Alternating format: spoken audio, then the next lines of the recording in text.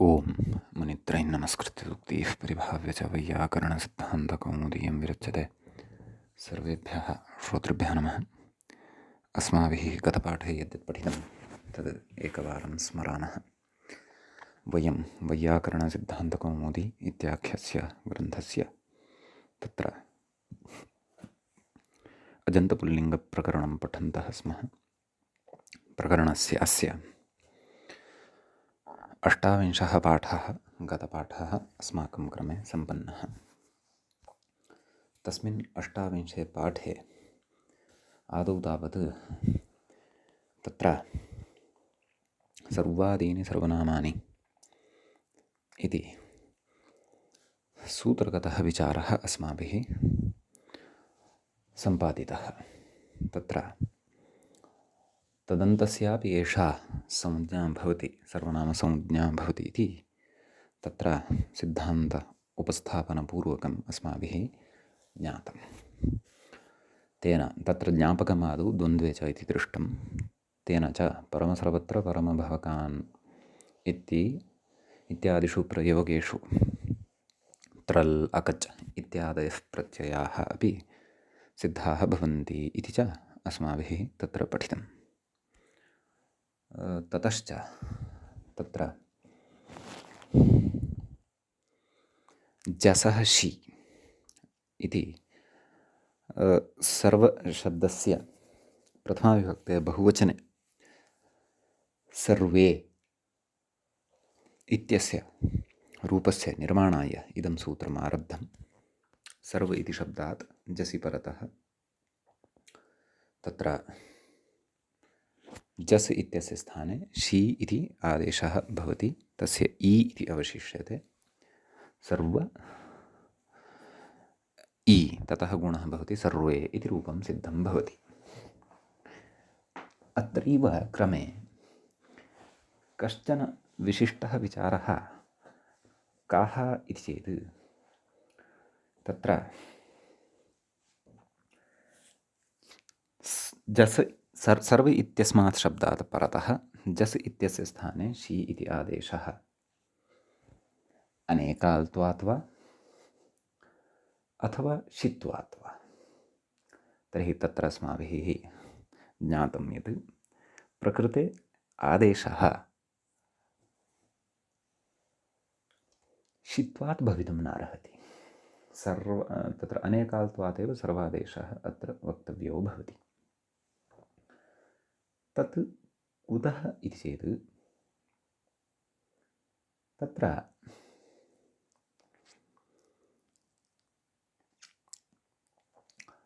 यावत् पर्यन्तं जसः स्थाने षि इति आदेशः न भवति तावत् पर्यन्तम् अस्मिन् षि इति आदेशे प्रत्ययधर्मः प्रविष्टः न भवति। प्रत्ययत्वं यदा षि इत्यस्मिन् आदेशे प्रविष्टं भवति ततः परमेव लशक्वतद्धिते इत्यनेन सूत्रेण षि इत्यस्य आद्यस्य शकारस्य इत् संज्ञा भवितुम् अर्हति। अतः अत्र आदौ अनेकाल्त्वादेव, नाम अप्रत्ययावस्थायामेव षि इत्यस्य अनेकाल् धर्मम् आश्रित्य अनेकाल्षित् सर्वस्य इत्यनेन सर्वस्य जस् इत्यस्य स्थाने षि इति आदेशः वक्तव्यः। कृते तु षि इति आदेशे ततः परं तत्र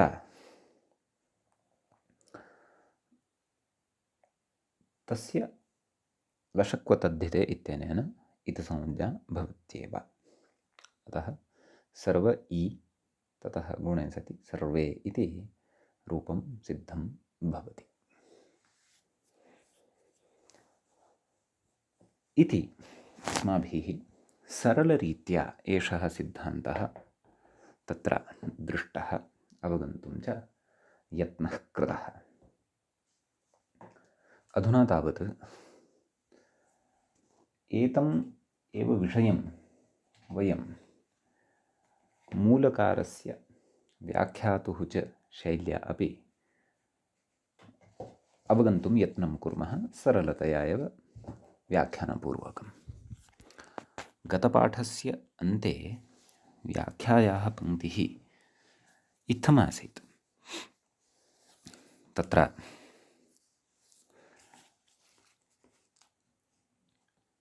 ननु आम् एवमासीत्।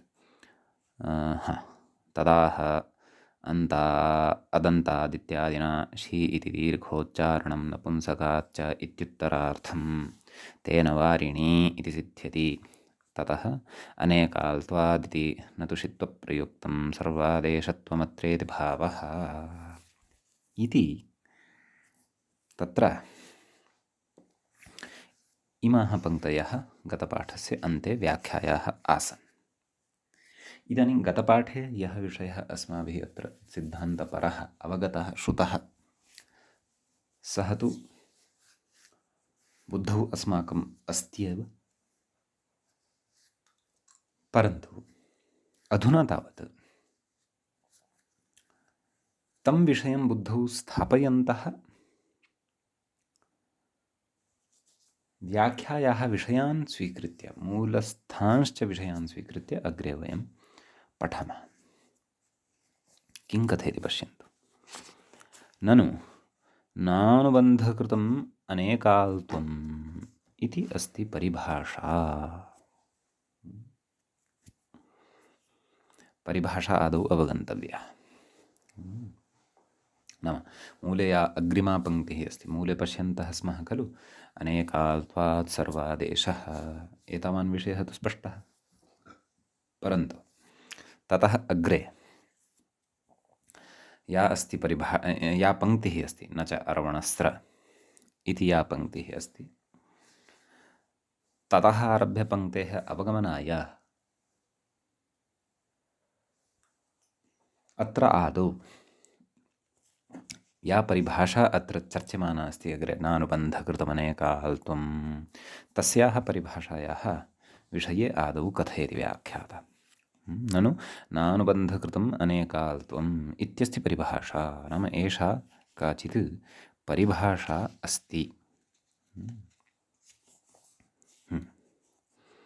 तस्याः अर्थम् अपि अग्रे कथयन्नस्ति, परन्तु ततः पूर्वस्याः परिभाषायाः पदच्छेदं पश्यामः। न इति प्रथमं पदं, न अर्थात् निषेधः, एवं खलु, नै इति अव्ययं तत्। तदनन्तरं अनुबन्धकृत्, नानुबन्ध, तत्र न अनुबन्ध, नै अव्ययं नास्ति, नै भिन्नः, नै भिन्नम् एकम् अव्ययं न इति, नाम अञित् सः, ञित् न, अन्यथा नुडागमः स्यात् अत्र, अननुबन्ध इति स्यात् तर्हि। अतः अत्र नै इति नास्ति, नै अतिरिक्तम् एकम् अव्ययम् अपि भवति न इति। यद्यपि नयः अपि न एव अवशिष्यते, परन्तु तत्र ञित्करणस्य भिन्नं प्रयोजनम्, एकं न इति भिन्नमपि अस्ति। अस्तु, तत्सम्बद्धः विषयः अग्रे स्फुटी भविष्यति नै तत्पुरुषसमासे भवतु नाम। तर्हि न इति एकं पदम्, अव्ययपदम्, अनुबन्धकृतम् इति द्वितीयं पदम्, अनेकाल्त्वम्, एवं खलु, अनेकाल्त्वम् इति प्रथमान्तम्। न एकाल्, अनेकाल्, अनेकालः भावः अनेकाल्त्वम् इति अस्ति परिभाषा। कः अर्थः परिभाषायाः, तद् अग्रे कथयन्नस्ति। किं कथयति पश्यन्तु। अनुबन्धः इत्, तत्पर्युक्तम् अनेकाल्त्वम्, एवं खलु, अनुबन्ध इत्यस्य कः अर्थः, इत् इति, एति इति इत्, एवं किल। प्रत्याहारसंज्ञा निर्मापकसूत्रम् अथवा प्रत्याहारसंज्ञा विधायकसूत्रं यत् वर्तते, किम्, आदिरन्तेन सहेता सः इता, अथवा उपदेशे जननासिक इति प्रकरणे यः इत् इति पठितः वर्तते। कथयति, अनुबन्धः इत्, तत्प्रयुक्तम् अनेकाल्त्वम्, एवं खलु, अनुबन्धप्रयुक्तं यत् अनेकाल्त्वं वर्तते, अर्थात् अनुबन्धकारणात् यत् अनेकाल्त्वं वर्तते, तद् अनेकाल्त्वं कथयति अग्रे सर्वादेशनिमित्तं न भवति इत्यर्थः। नाम सर्वादेशः यः भवति तदर्थं निमित्तभूतं तद् अनेकाल्त्वं न भवति, न अनुबन्धकृतम् अनेकाल्त्वम्। अर्थात् अयम् एकाल् अस्ति वा अनेकाल् अस्ति वा इति निर्णयाय अनुबन्धः निमित्तं न भवति, कारणं न भवति। एवं खलु? यतः तदेव शी इति अस्ति खलु, शी इति एकाल् वा अनेकाल् वा इति चेत् अनेकाल् एव सः इत्येव सिद्धान्तः। कुतः? शकारस्य ग्रहणं न भवति, शकारस्य तु इतुसंज्ञा भवति, इतुसंज्ञत्वात् तस्य लोपः भवति, इ इत्येव अवशिष्यते। एवं किल? तर्हि अनुबन्धविनिर्मुक्तः यः शी अस्ति, नाम अनुबन्धैः विमुक्तः कः, नाम कः अवशिष्यते? इ इत्येव अवशिष्यते। तत्र अस्मिन् शी इति आदेशे श इ इति एतत् अल् द्वयम् अस्ति, अतः अयम् आदेशः अनेकाल् अस्ति इति वक्तुं न शक्यते। कुतः? परिभाषा अस्ति। का परिभाषा अस्ति? यत् न अनुबन्धकृतम् अनेकाल्त्वम्, अनुबन्धैः अथवा अनुबन्धद्वारा तत्र अनेकाल्त्वं न भवति। अनुबन्धानां तु इतिसंज्ञा भवति, इतिसंज्ञत्वाच्च तेषां लोपः भवति। अतः प्रकृते शी इत्यस्यापि अनेकाल्त्वं नास्ति इति एतया परिभाषया साध्यते। ततः उच्यते अग्रे किम्? ततश्च शी इत्यत्र शकारस्य व्याख्याता कथयन् अस्ति। शी इत्यत्र शकारस्य लशक्वतद्धिते इति इतुसंज्ञकत्वात् कथं तत्प्रयुक्तम् अनेकाल्त्वम् इति। शी इत्यत्र यः शकारः वर्तते सः तदेव लशक्वतद्धिते इत्यनेन तस्य इतिसंज्ञा भवत्येव। तर्हि कथं प्रयुक्तम् अनेकाल्त्वं? तर्हि तस्य शी इत्यस्य कथं वा अनेकाल्त्वं स्यात्? न खलु स्यात्। तस्य इतिसंज्ञा भवति, सः तु एकाल एव वर्तते। तर्हि कथञ्च मूले उक्तं किम्? अनेकाल्त्वात् सर्वादेशः। अग्रे कथयति, अत एव अर्वणस्त्रसावनयः इति सूत्रं कस्मिंश्चित् प्रसङ्गे पूर्वं चर्चितम् अस्माभिः। किं कथयति? अत एव अर्वणस्त्रसावनयन, अर्वणः तृ इति आदेशः भवति कदा? असौ अनयः, यदा परतः सुप्रत्ययः न भवति।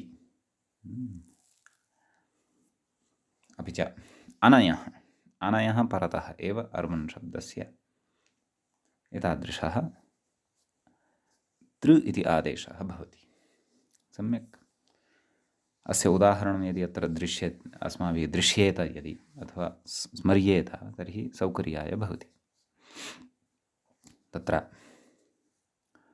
अर्वणः तन्नाम अर्वन् इति शब्दस्य तृ इति आदेशः, सुप्रत्ययः परतः नापेक्षितः। अतः एकवचने तु अर्वा, द्विवचने किं रूपं भवति? अर्वन्तौ, अर्वन् औ।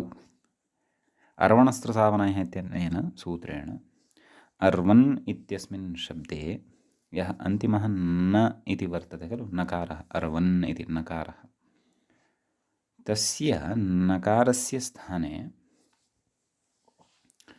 तृ इति आदेशः भवति। एवं खलु अर्वतृ तत्र तृ मध्ये यः ऋ वर्णः वर्तते तस्य इत् संज्ञा भवति उपदेशे जननासिक इत् त इत्येव अवशिष्यते अर्वत् औ नुमागमः भवति अर्वनत औ अर्वन्तौ इति रूपं सिद्धं भवति बहुवचने अर्वन्तः एवं रीत्या अर्वन्तम् अर्वन्तौ एवं रीत्या रूपाणि भवन्ति तर्हि एतेन सूत्रेण अस्य अर्थः कः तत् किञ्चिदत्र ज्ञातव्यं ततः मूले किं वक्तुम् इष्यते इष्यमाणं वा वर्तते तस्यापि विषयस्य स्पष्टता नूनमेव अत्र भविष्यति एवं तदेव कथयति नाम इतः प्राक्तनपरिभाषया सम्बन्धः वर्तते नानुबन्धकृतमनेकाल्त्वं कथयति अतएव अर्वणस्रसावनः इति ऋकारम् इतम् आदाय नाम ऋकारम् इतसंज्ञकम् आदाय नाम इतसंज्ञकं स्वीकृत्य तृ इति आदेशस्य नानेकाल्त्वं नाम यः तत्र तृ अर्वन् इति शब्दस्य यः तृ इति आदेशः उच्यते तत्र विद्यमानः यः ऋवर्णः सः ऋवर्णः इतसंज्ञकः भवति उपदेशे जननासिक इत्यनेन तस्य इतसंज्ञा भवति त इत्येव अवशिष्यते तस्मिन् आदेशे नाम त इति आदेशानन्तरं कथम् अस्माभिः अर्वन्तौ इति रूपं साधितम् इति स्पष्टता जाता किल तर्हि तस्मिन् तृ इति आदेशे यः तावत्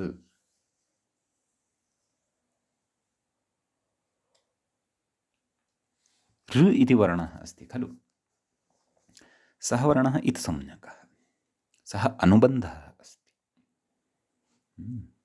तस्य इत्संज्ञा भवति लोपः भवति सम्यक् अतः तृ इति यः आदेशः सः आदेशः अनेकाल् नास्ति एकाल् एव अस्ति कथयति अन्यथा तस्यापि सर्वादेशत्वापत्तेः इति अन्यथा सः तृ इति आदेशः नाम यदि अनुबन्धसहितस्य एव अनेकाल्त्वम् अङ्गीक्रियेत वा न वा अनुबन्धसहितस्य एव अनेकाल्त्वं यदि अङ्गीक्रियेत तर्हि तृ इत्यस्य इति आदेशः समग्रस्यापि अर्वन् शब्दस्य स्थाने भवति स्म तर्हि अर्वन्तौ इति रूपं न सिद्ध्यति स्म तौ अथवा तौ इति किमपि अनिष्टप्रयोगः सेत्स्यति स्म समग्रस्यापि अर्वन् शब्दस्य स्थाने अयं तृ इति आदेशो भवति स्म परन्तु तादृशस्तु अयम् आदेशः नापेक्षितः अयम् अन्त्यस्य स्थाने एव अपेक्षितः अपि च तृ इति यः आदेशः तस्मिन् ऋ इति अनुबन्धः वर्तते अर्थात् इतसंज्ञकः भवति तस्य तु आदेशे कर्तव्ये परिगणनं न भवति यदि कस्यचन स्थाने आदेशः कर्तव्यः तर्हि सः आदेशः अनुबन्धविनिर्मुक्तः एव अपेक्षितः एवं किल तत्र यः कोऽपि अनुबन्धः न स्यात् इति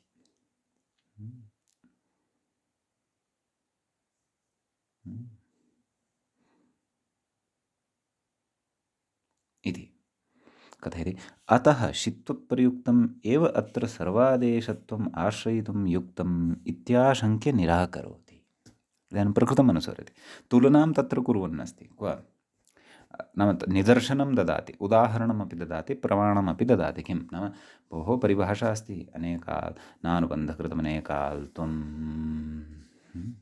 नाम अनुबन्धकृतम् अनेकाल्त्वं न भवति नाम अयम् आदेशः अनेकाल् वर्तते अनेकः अल् यस्य यस्मिन् वा सः अनेकाल् एवं खलु विग्रहः तत्र क्रियते तर्हि आदेशे कर्तव्ये तस्य अनेकाल्त्वं न भवति वस्तुतः अन्यत्रापि न परिगण्यते अनुबन्धानां परिगणना एव न भवति एवं किल प्रत्याहारग्रहणे अपि अनुबन्धाः न परिगण्यन्ते एवं किल अनुनासिकः इत्यादि निर्देशात् इति पूर्वमुक्तम् एवमेव तत्र तन्नाम आदेशत्वेन यदि कश्चन अस्माकं सविधे लब्धः वर्तते, वर्णविशेषः शब्दविशेषो वा, तत्र यदि कश्चन अनुबन्धः अर्थात् इत्संज्ञकः वर्णः वर्तते, तस्यापि परिगणनं न भवत्येव इति। अतः तत्र उच्यते षित्वप्रयुक्तमेव सर्वादेशम् अत्र आश्रयितुं युक्तं वर्तते। क्व जसः स्थाने षि प्रकृतप्रसङ्गे अपि। यतः षि इति यः आदेशः तस्मिन् षकारः यः वर्तते सः षकारः तु अनुबन्धः वर्तते। अनुबन्धः कृतं तु अनेकाल्त्वं न भवति। इत्संज्ञकस्य तु आदेशे कर्तव्ये परिगणनम् एव न भवति। अतः अयम् अनेकालादेशः नास्ति, अयं तु एकालादेश एव वर्तते। एकाल् एव अयम् आदेशः वर्तते। अतः षित्वप्रयुक्तमेव सर्वादेशत्वम् अर्थात् अनेकाल् चेत् सर्वस्य इत्यत्र षित्वं पुरस्कृत्य षित्वमादाय एव अत्र सर्वादेशः वक्तव्यः। अनेकाल्त्वमादाय तु सर्वादेशः अत्र न युज्यते इत्याशङ्क्य निराकरोति। इति आशङ्कां कृत्वा निराकरणं करोति। नाम आदौ शङ्कां करोति, ततः निराकरणपरकं वाक्यं। नाम प्रकृते षित्वात् सर्वादेशः वक्तुं न शक्यते, अनेकाल्त्वात् एव सर्वादेशः वक्तुं शक्यते। परन्तु तृ इति यः आदेशः सः कथं तर्हि तत्र सर्वस्य स्थाने न भवति, कथम् अन्त्यस्य स्थाने एव भवति अलोन्त्यस्य इत्यनेन? एवं किल? यदि प्रकृते अनेकाल्त्वात् सर्वादेशः भवति तर्हि तृ इत्यत्र अपि सर्वादेशः कुतः न? एवं खलु? इति चेत् तृ इत्यत्र अनुबन्धः वर्तते ऋ वर्णः, तस्य इत्संज्ञा भवति, सः एकाले एव अवशिष्यते। एकाल चेत् सः तु सर्वस्य स्थाने भवितुं नार्हति। एवं किल? तर्हि प्रकृतेपि षि इत्यत्रापि षकारस्य इत्संज्ञा भवति, एकः एव अल् खलु अवशिष्यते इ, सोऽपि सर्वस्य जसः स्थाने कथं भवति इति शङ्का जायते अत्र। तस्याः तु यद्यपि पूर्वमस्माभिः सामान्य सरलतया समाधानं कृतमेव, तत् समाधानं भवतां बुद्धौ अस्ति, अतः अस्मिन् विचारे शङ्कायाः अवसरः न कर्तव्यः, अथवा जागरूकतया एकैकोऽपि विचारः श्रोतव्यः। कथयति इत्याशङ्क्य निराकरोति न चेत्यादिना इति मूले पश्यन्तु। न च अर्वणस्र इत्यादौ इव नानुबन्धकृतमनेकाल्त्वम् इति वाच्यम्। अर्वणस्त्रसावनयः इति सूत्रे तत्र अर्वन्तौ इत्यादि प्रयोगसाधनायां नानुबन्धकृतमनेकाल्त्वं न अनुबन्धसहितम् अनेकाल्त्वं न भवति। अतः तृ इत्यस्य अनेकाल्त्वं नास्ति, एकाल्त्वम् एव वर्तते। अतः तृ इति सर्वस्य अर्वन् शब्दस्य स्थाने न भवति। अर्वन् मध्येपि यः अन्त्यः न वर्णः तस्य स्थाने एव भवति इति एवम् अत्र न वाच्यं। क्व जसः षि इति स्थाने तदेव कथयति अग्रे। अर्वणस्त्र इत्यादौ इव नानुबन्धकृतमनेकाल्त्वमिति नेत्यन्वयः। तत्र यथा नानुबन्धकृतमनेकाल्त्वमिति उच्यते, तद्वत् अत्र न। अत्र नाम क्व जसः स्थाने षि इत्यत्र न। कथयति षि इति षकारस्य लषक्वतद्धिते इति संज्ञा वक्तव्या, कारणं वदति। नाम अत्र कुतः न, एवं खलु? षि इत्यत्र यः षकारः तस्य लषक्वतद्धिते इत्यनेन इति संज्ञा वक्तव्या खलु? कथयति तेन च सूत्रेण प्रत्ययादिभूतानाम्, एवं खलु? नाम तेन सूत्रेण ये प्रत्ययस्य आदिभूताः वर्तन्ते, नाम प्रथमे ये वर्तन्ते लषकवर्गाः, तदेव कथयति लषकवर्गाणाम् इति संज्ञा विहिता। सम्यक् कथयति कृते च षि इत्यस्य प्रत्ययाधिकारस्थत्वाभावात्, नाम षि इति अस्माभिः कर्तव्यः वर्तते इति, तर्हि सः षि तु प्रत्ययाधिकारेण पठितः। एवं खलु? जसः षि पश्यन्तु क्व अस्ति, सप्तमाध्याये अस्ति, तत्र यावत्तु प्रत्ययाधिकारः न भवत्येव, प्रत्ययः इति अधिकारो न भवत्येव। एवं खलु? प्रत्ययाधिकारस्थत्वाभावात् न स्वतः प्रत्ययत्वं, नाम स्वयमेव तत् प्रत्ययत्वं न भजते, तस्मिन् प्रत्ययत्वं नास्ति। किन्तु कथयति जसादेशत्वेन स्थानेवद्भावात् प्रत्ययत्वं वक्तव्यम्, एवं किल। जसादेशत्वेन आदौ जस् भवतु, तदनन्तरं शी इति भवतु, तदनन्तरं तदेव स्थानिवद्भावात् प्रत्ययत्वं वक्तव्यं। नाम स्थानिवद्भावम् आश्रित्य तस्मिन् शी इति आदेशे प्रत्ययत्वं प्रविशतु, अथवा तस्मिन् प्रत्ययत्वं भवति इति वक्तव्यम्। ततः परमेव तस्य शकारस्य इतसंज्ञा भवितुमर्हति लशक्वतद्धिते इति सूत्रस्य प्रवृत्त्या, अन्यथा न शक्यते खलु, एवं किल। अग्रे कथयति स्थानिवद्भावश्च आदेशभावम् आपन्नस्य शी इत्यस्य भवति, एवं खलु। शी इति आदेशः, आदेशः स्थानिवत् स्यात्। शी इति स्थानिवत्, स्थानी कः, जस्, जस् कः, प्रत्ययः। अतः जस् धर्म, जसः प्रत्ययादयः धर्माः ये वर्तन्ते ते सर्वेपि अस्मिन् इदानीम् आयान्ति, शी इति आदेशे आयान्ति। अतः अधुना अयं शी इत्यपि आदेश एव वर्तते। सम्यक्। अग्रे कथयति एवञ्च आदेशत्वसिद्धेः प्राक्, नाम शी इति आदेशः वर्तते इति अस्याः सिद्धेः प्राक् आदेशविधिदशायां, आदेशस्य विधिः या वर्तते तद्दशायां शी इति शकारस्य इतसंज्ञायाः असिद्धेः, नाम शकारस्य, नाम शी इत्यस्य यः शकारः तस्य इतसंज्ञायाः सिद्धिरेव न भवति, सिद्धेः अनेकाल्त्वम् अप्रतिहतं, नाम अनेकाल्त्वं यद् अस्ति तत् न प्रतिहतम्, अप्रतिहतमेव वर्तते, नाम क्वापि न गतं, तद् अनेकाल्त्वं तस्य तिष्ठत्येव, तन्न नश्यति इति, तस्य नाशो न भवति इति, तदनेकाल्त्वं तथैव तिष्ठति इति, एवं खलु। यतः यावता जसः स्थाने नागतः सः शी, तावता तस्मिन् स्थानिवद्भावाभावे प्रत्ययत्वमेव न प्रविशति। प्रत्ययत्वमेव न यदि प्रविशेत् तर्हि कथं वा तस्य इतसंज्ञा वक्तव्या। अतः आदेशात् पूर्वं तु तस्य अनेकाल्त्वमेव वर्तते, अनेकाल्त्वादेव च तस्य जसः आदेशत्वेन प्रवृत्तिः अवगन्तव्या। ततः परं शकारस्य इतसंज्ञा, ततः परं सः शीत् सम्पद्यते, एवं खलु। अत एव कथयति अत एव शित्वात् सर्वादेशः इत्यपि निरस्तम्। शित्वात् अत्र सर्वादेशो भवति इत्यपि प्रकृते न सम्भवति, सोऽपि विचारः अत्र नैरस्त्यं प्राप्नोति, नाम तस्यापि अत्र खण्डनं भवति। अतः सर्वादेशत्वादेव अत्र अनेकाल्त्वादेव अत्र सर्वादेशो वक्तव्यः इत्यर्थः।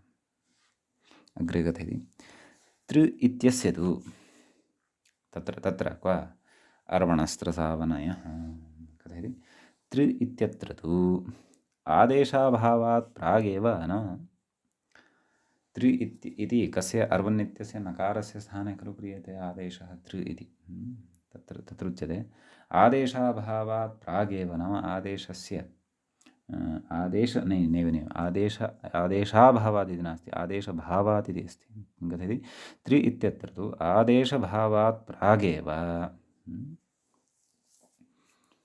नाम आदेशात् प्रागेव इत्यर्थः। ऋकारस्य इतिसंज्ञकत्वात्, नाम तस्य तु इतिसंज्ञा भवत्येव। अर्वणस्रसावनयः उपदेशः अस्ति, उपदेशे च विद्यमानः सः अच् अस्ति, तसः च अनुनासिकः अस्ति, अतः उपदेशनुनासिक इत्यनेन तस्य लुग् भवति, इतिसंज्ञा भवति, इतिसंज्ञत्वात् लुग् भवति, एवं खलु। तदेव कथयति प्रागेव ऋकारस्य इतिसंज्ञकत्वात् न तत्प्रयुक्तम् अनेकाल्त्वम् इति, नाम तत्प्रयुक्तम् अनेकाल्त्वं न भवति इति वैषम्यम् इत्यभिप्रेत्य परिहरति इति उक्तं खलु।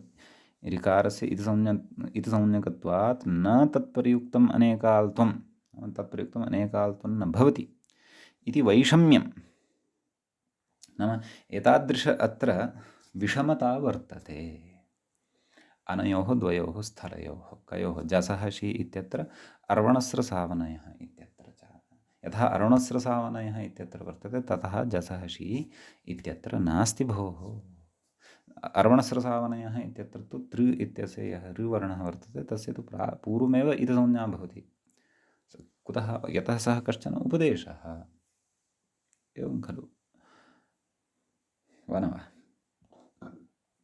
यद्यपि शी इत्यपि उपदेशः एव आदेशोपदेशः एव परन्तु तत्र विद्यमानस्य शकारस्य इदसंज्ञार्थं तस्य प्रत्ययत्वम् अपेक्षितं भवति प्रत्ययत्वं च तदैव आगन्तुं शक्नोति यदा जसः स्थाने शी आदौ आगतः स्यात् अतः अनेकाल्त्वादेव तत्र सर्वादेशः वक्तव्यः इति अस्ति कश्चन अत्र विचारः एवं खलु तदेव वैषम्यम् इति अभिप्रेत्य परिहरति किं सर्वादेशत्वात् प्रागिति मूले पश्यन्तु मूले तदपि पठितं खलु न च अर्वणस्र इत्यादाविवना नानुबन्धकृतमनेकाल्त्वम् इति वाच्यं सर्वादेशत्वात् प्राक् इदसंज्ञाया एव अभावात् नाम शीति सर्वादेशः यः अस्ति ततः पूर्वं तस्य इदसंज्ञा न भवति भोः यथा जसः स्थाने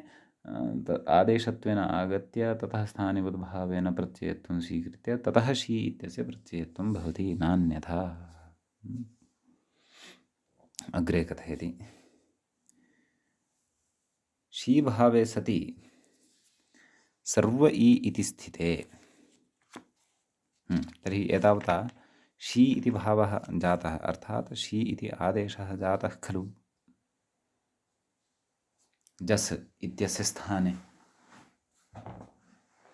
एवं किल तर्हि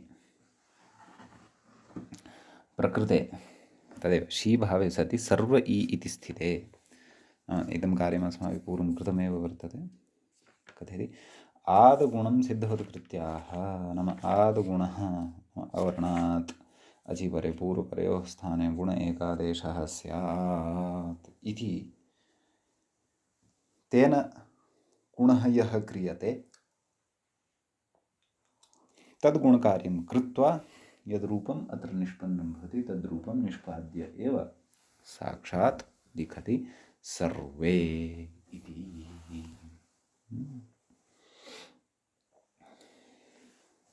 इति प्रथमाविभक्तौ एषः कश्चन विशेषः अत्र भवति तदधुना तत्र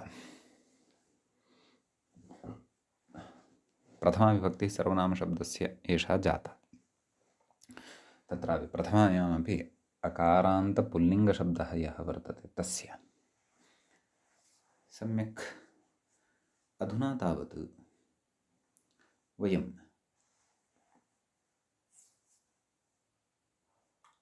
द्वितीयां विभक्तिं पश्यामः यद्यपि मूले तु साक्षात् चतुर्थीं विभक्तिं प्रत्येव गतं वर्तते परन्तु वयम् आदौ द्वितीयामपि पश्यामः तत्र रामशब्दस्य यथा द्वितीयायां रूपाणि भवन्ति रामं रामौ रामान् इति तद्वत् सर्वशब्दस्यापि रूपाणि भवन्ति भेदः एव तत्र नास्ति सर्वः सर्वौ सर्वान् इत्युच्यते यः कोऽपि भेदः न तृतीयायामपि भेदः नास्ति सर्वेण सर्वाभ्यां सर्वैः अतोऽपि स ऐस् इत्यादिकं सर्वमपि भवति एवं किल तत्र एवं रीत्या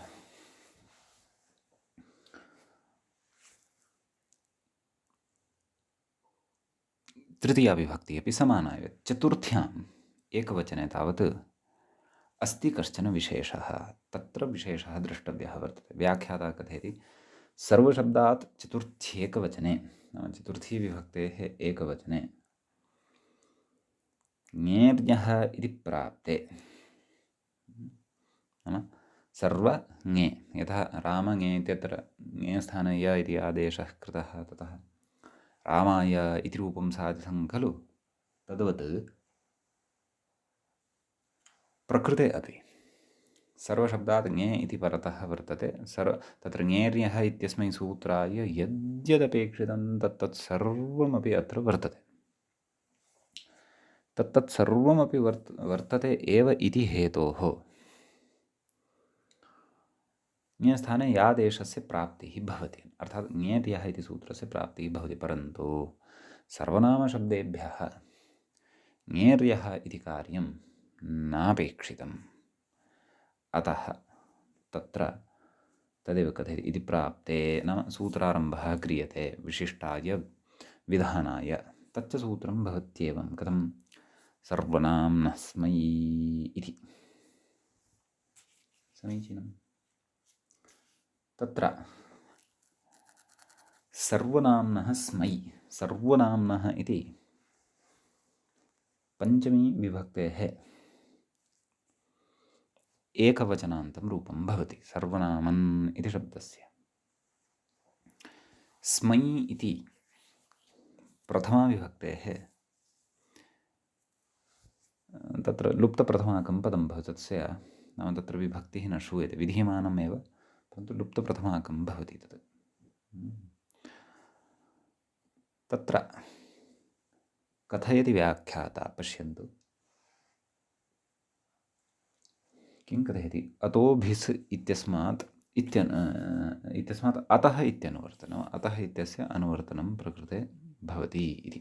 कुतः अतोभिस् ऐस् इत्यतः। ङेर्यः इत्यतः ङेरि च, ङेर्यः इत्यस्मात् सूत्रात् ङेः इति च अनुवर्तते। सम्यक्। तदाह अतः अतः सर्वनाम्नः ङे इत्यस्य स्मै स्यात् नाम सूत्रार्थः। नाम अतः सर्वनाम्नः गोऽर्थः, अतः नाम अदन्तात् इत्यर्थः। तादृशसर्वनामशब्दः यः अकारान्तः वर्तते, अकारः अन्ते यस्य, तादृशः विहितः यः ङे, तस्य ङे इत्यस्य स्थाने स्मै इति आदेशो भवति। एवं खलु। ततः अग्रे कथयति सर्वशब्दात् पञ्चम्येकवचने। तर्हि अग्रे इदानीं पञ्चम्यां प्रविष्ट। आं, तर्हि एतावता सम्पन्नम् अत्र कार्यं। चतुर्थीविभक्तेः एकवचनस्य रूपं सम्पन्नं। सर्वशब्दात् स्मै, तत्र ङे इत्यस्य स्थाने स्मै इति आदेशः विहितः। सर्वस्मै, द्विवचने तु यथा रामाभ्याम् इति रूपं भवति तद्वत् तदेव सर्वस्मै सर्वाभ्याम् इत्येव द्विवचने रूपं भवति। बहुवचने तावत् यथा रामैः इति रूपं खलु साधितं, तद्वदेव तत्र सर्वैः इत्यपि रूपं भवति। तत्र द्विवचने बहुवचने च नास्ति व्यत्यासः, एकवचने तत्र भेदः अस्त्येव।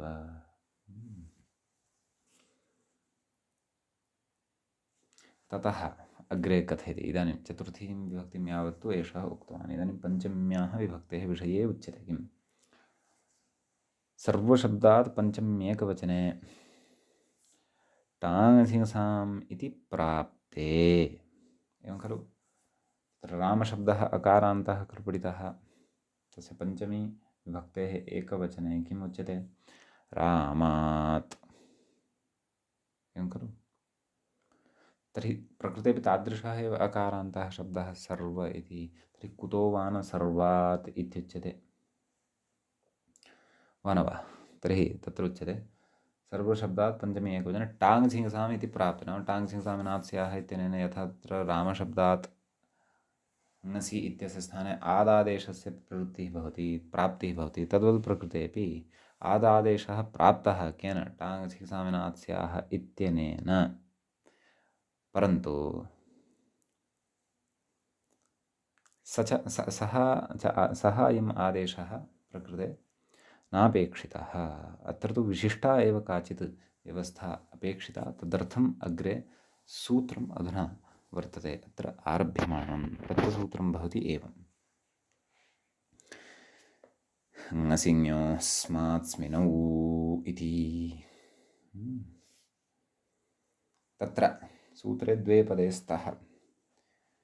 ङसिञोः इत्येकं पदम्।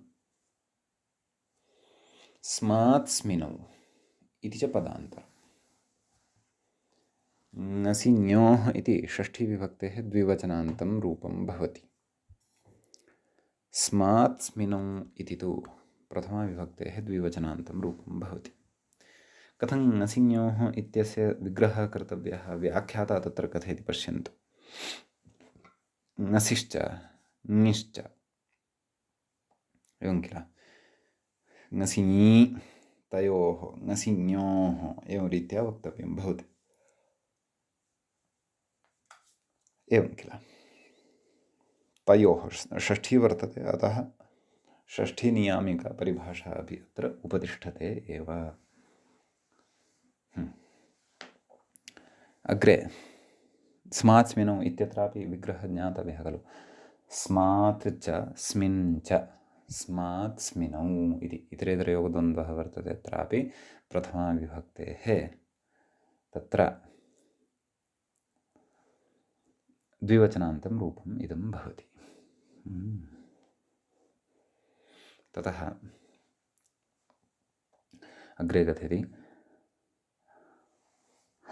अतोभिस् इत्यस्मात् अतः इति सर्वनाम्नः स्मै इत्यतः च सर्वनाम्नः इत्यनुवर्तते, एवं किल।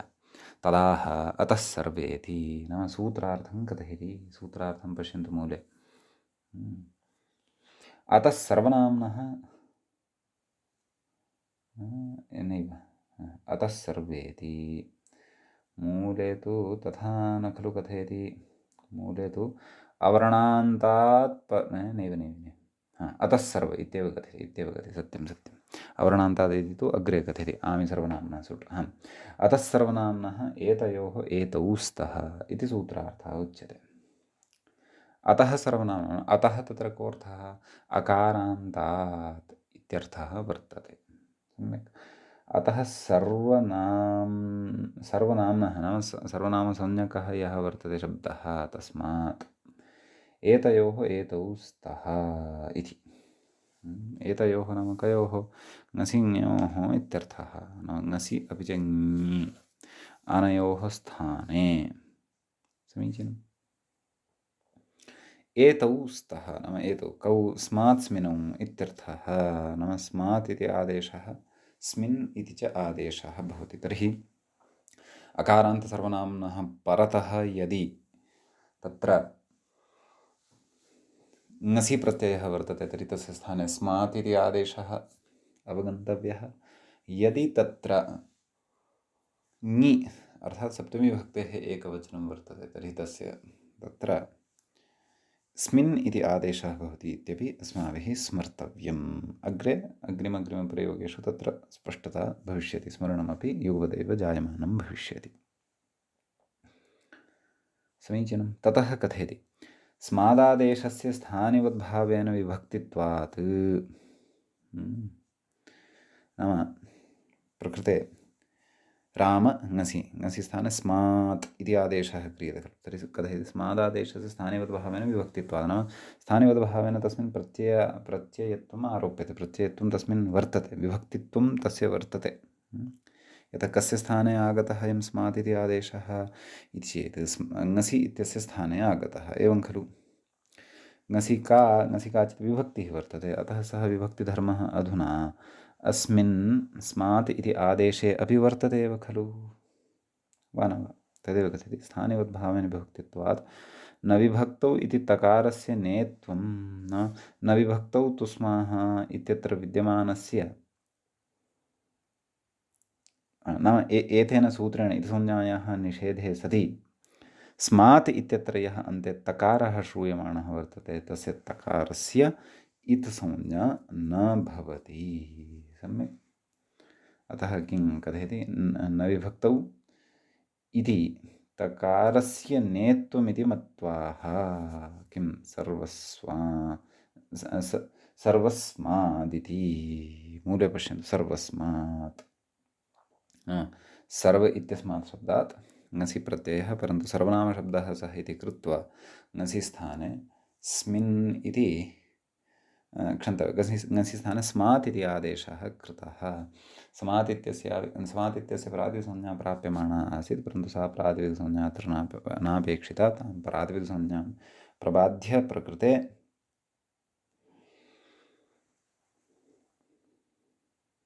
नैव सर्व इत्यस्मात् एवं नैव इत् संज्ञा स्मात् इत्यस्य तकारस्य इति संज्ञा प्राप्यमाणा आसीत्, परन्तु तस्य तकारस्य इति संज्ञा न भवति, न विभक्तौ तु स्मः इति निर्देशेन, इति निर्देशद्वारा। एवं खलु। इति पञ्चमी विभक्तेः एकवचनं। द्विवचने किं रूपं? रामवदेव। किं भवति? तत्र रामाभ्यां भवति, अत्रापि सर्वाभ्यां भविष्यति। तत्र रामेभ्यः इति भवति, अत्रापि सर्वेभ्यः इति रूपं भविष्यति। सर्वापि प्रक्रिया रामशब्दवदेव खलु। एतानि स्थलानि विहाय यत्र तत्र सर्वनामप्रत्ययः कश्चन आगतः भवति ततः। ततश्च इति तु पञ्चमे। षष्ठ्यां किं रूपं भवति एकवचने इति चेत् सर्वस्य, नाम यथा रामस्य तद्वत् सर्वस्य इति, एवं खलु। तदनन्तरं द्विवचने रामयोः इतिवत् सर्वयोः इति। सम्यक्। बहुवचने अस्ति कश्चन विशेषः, तत्र तु रामाणां भवति, तद्वत् अत्र सर्वाणाम् इति न भवति। तद्विषये अत्र कश्चन विशेषः वर्तते। अतः तद् अस्ति कथयन् व्याख्याता। किं पश्यन्तु, सर्व आम् इति स्थिते, यतोहि तत्र सर्वशब्दः वर्तते, षष्ठीविभक्तिः वर्तते, बहुवचनं च वर्तते, अतः आम् इति प्रत्ययो भवति। सर्व आम् इति स्थिते ह्रस्वनत्यापः इति नुटि प्राप्ते अस्माभिः रामशब्दात् आमि परतः तत्र नुटः विधानं खलु पठितं। नुड् भवति इति। अतः एव राम नाम ततः नामि परतः रामा नाम ततः णत्वं रामाणाम् इति सिद्ध्यति। तद्वत् प्रकृते अपि नुट् प्राप्तः। यतः ह्रस्वनद्यापो नुट् इत्यस्मै सूत्राय यद्यदपेक्षितं तत् सर्वमपि प्रकृते वर्तते एव। तर्हि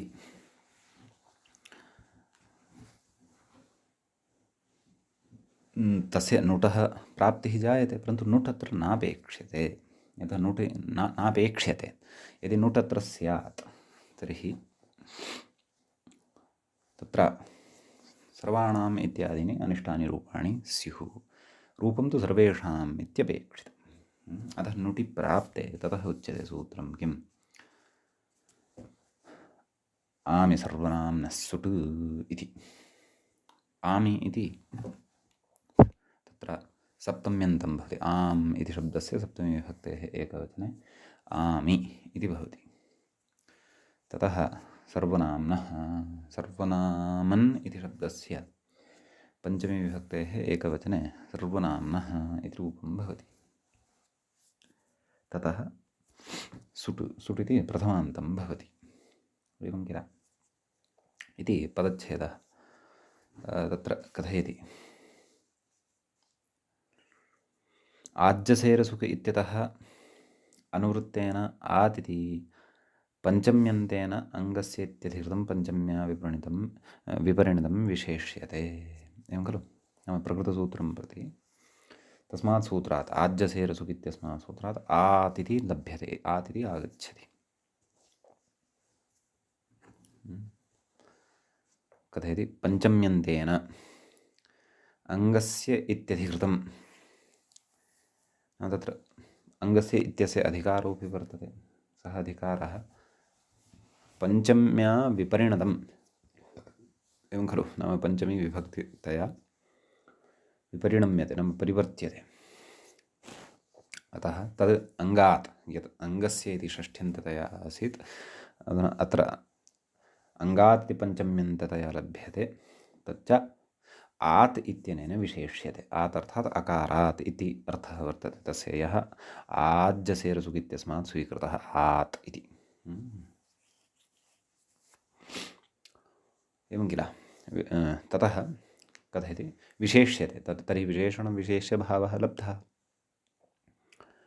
विशेषणं किम्? आत्। विशेष्यं किम्? अङ्गात्।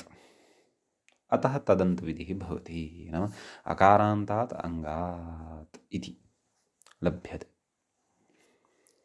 सम्यक्। पञ्चमी अस्ति इति कृत्वा कथयति परस्येत्यध्याहार्यम्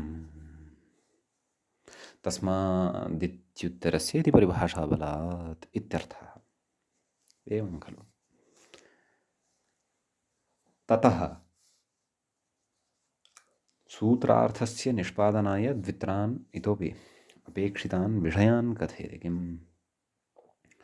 उभयनिर्देशे पञ्चमी निर्देशो बलीयान्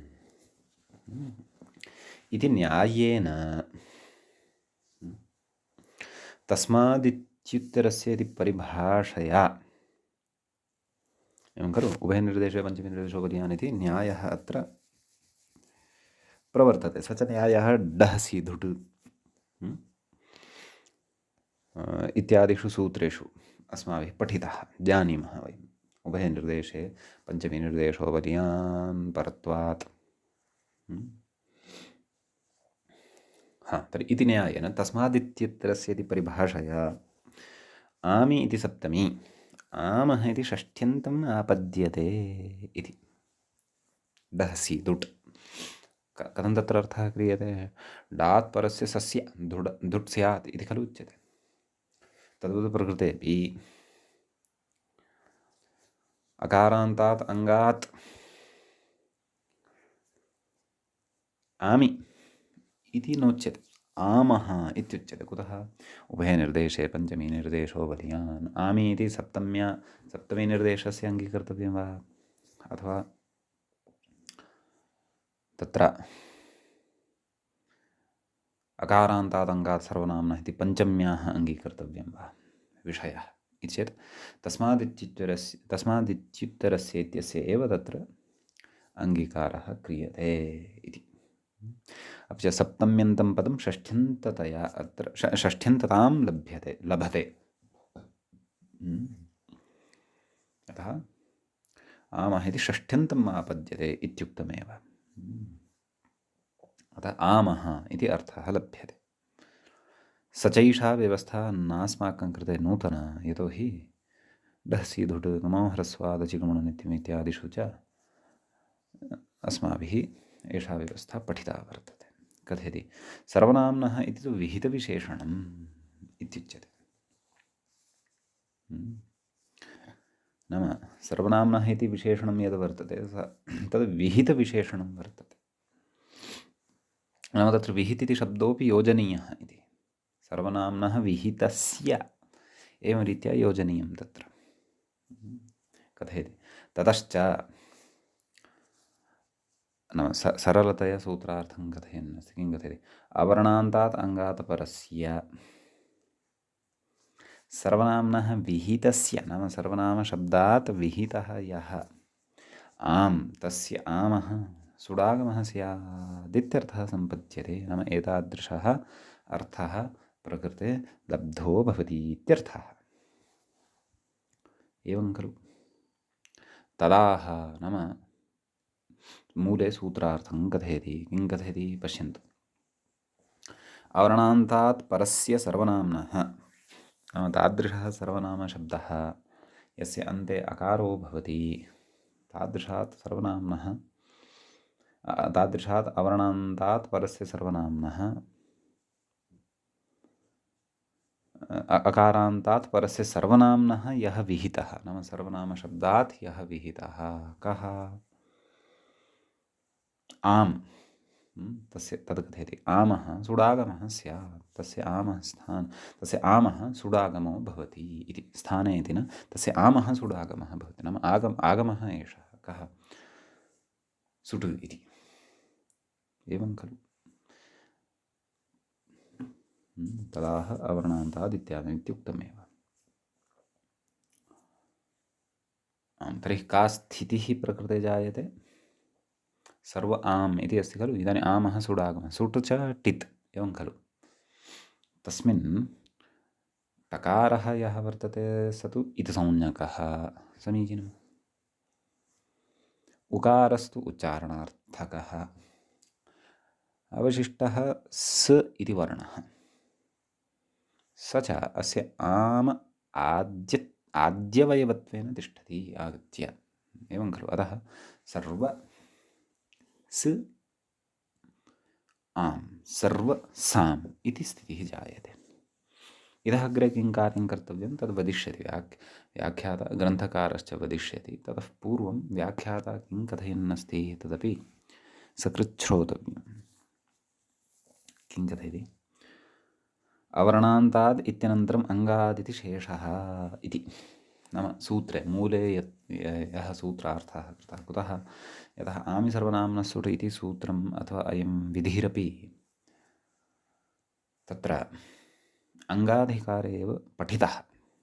इदं विधानं तत्रैव पठितं वर्तते। अवर्णान्तात् इत्यनन्तरम् अङ्गात् इति शेषः। नाम अङ्गात् इति तत्र शेषो भवति इति। नाम तत्र योजनीयम् इति, यतः तस्य अधिकारो वर्तते। ग्रन्थकारेण तु मूले स्पष्टत्वान् न योजितम्। अङ्गाधिकारः पूर्वं बोधित एव अस्ति, अतः ते स्वयमेव अवगमिष्यन्ति एतावत्तु अध्येतारः इति अविशेषान् नोक्तम्।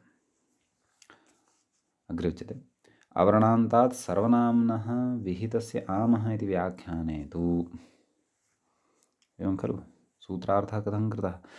अवर्णान्तात् परस्य सर्वनाम्नः विहितस्य आमः, एवं रीत्या सूत्रार्थः कृतः वर्तते। परस्य इति अस्वीकृत्य तर्हि सूत्रार्थः एवं यदि क्रियेत कथम्? अवर्णान्तात् सर्वनाम्नः विहितस्य आमः इति व्याख्याने तु येषां तेषाम् इत्यादौ सुडागमो न स्यात्। एवं खलु। अवर्णान्तात् सर्वनाम्नः विहितस्य, नाम विहितविशेषणमित्युक्तं खलु पूर्वं। तथा यदि तथा तत्र व्याख्यानमकृत्वा किमुच्येत? अवर्णान्तात् सर्वनाम्नः विहितस्य। नाम तादृशसर्वनामशब्दः यः अवर्णान्तो भवति इति एवं यदि व्याख्यानं क्रियेत। एवं रीत्या सूत्रार्थकरणे मूले च उक्ते सूत्रार्थे कश्चन भेदः लक्ष्यते वा? व्याख्यात्र क्वा आपत्तिः उच्यमाना वर्तते? अवर्णान्तात् सर्वनाम्नः विहितस्य इति व्याख्याने तु। नाम एवं रीत्या सूत्रार्थे परस्य इति नास्ति। एवं खलु। कथयति येषां तेषाम् इत्यत्र सुडागमः न स्यात्। एवं खलु। येषाम् इत्यत्र मूलशब्दः कः? यद् इति दकारान्तः। तेषाम् इत्यत्र च मूलशब्दः कः? तद् इति दकारान्तः। तत्र सुडागमो न स्यात्। कुतः? कारणं कथयति। तत्र दकारान्तात् विहितत्वात्। यतः दकारान्तात् तत्र विहितः वर्तते कः? आम् प्रत्ययः। दकार नाम येषाम् इत्यत्र यदिति दकारान्तः सर्वनामशब्दः, तेषाम् इत्यत्रापि तद् इति दकारान्तः सर्वशब्दः। एवं खलु। तर्हि तस्मात् प्रकृते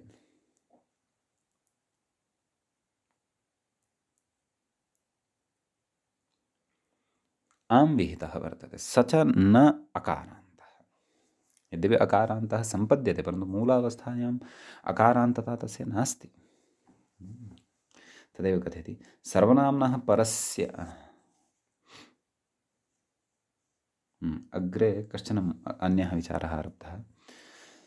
तर्हि प्रकृते अवर्णान्तात् परस्य सर्वनाम्नः इत्येव सूत्रार्थः कर्तव्यः। अवर्णान्तात् परस्य सर्वनाम्नः विहितस्य। नाम सः सर्वनामशब्दः यदा अकारान्तः सम्पद्यते तदा तस्मात् परतः विहितः यः आम् तस्य सुडागमो भवति। तत्र यद् तद् इति एतयोः यः दकारः अस्ति तयोः स्थाने तत्र त्यदादिनामः इत्यनेन सूत्रेण अत्वं विधीयते। एवं खलु। तदनन्तरं पररूपादिकं भवति। ततः तस्य ततस्य अन्ते अकारः आयाति। अतः तादृश अकारात् परतः विद्यमानस्य आमः सुडागमः भवितुमर्हति, क्लेशो नास्ति। यदि तु अवर्णान्तात् सर्वनाम्नः इति उच्येत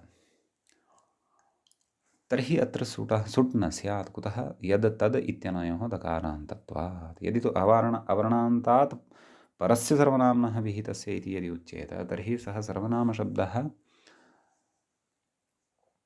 यदा अकारान्ततां प्राप्नोति अथवा स्वाभाव्येन एव केचन शब्दाः अकारान्ताः वर्तते, अथवा अन्येपि ये शब्दाः तत्र अकारान्ततां प्राप्नोति, अकारान्ततायाः प्राप्तेः परं तत्र परमपि तत्र आमः सुडागमः स्यात् इति एतदर्थम् अवर्णान्तात् परस्य सर्वनाम्नः विहितस्य इत्येवं रीत्या सूत्रार्थः क्रियते। अत्र सन्ति केचन अन्येपि विचाराः, ते च अस्माभिः अग्रिमे पाठे पठिष्यन्ते। अधुना तावत् अत्रैव वयम् उपसंहरामः। मङ्गलं च कुर्मः। मुनित्रयं नमस्कृत्य उक्तीः परिभाव्य च वैयाकरणसिद्धान्तकौमुदीयं विरच्यते। एवञ्च अजन्तपुल्लिङ्गप्रकरणस्यास्य अस्माकं क्रमे एषः 9विंशः पाठः सम्पन्नतां गतः। नमः सर्वेभ्यः श्रोतृभ्यः।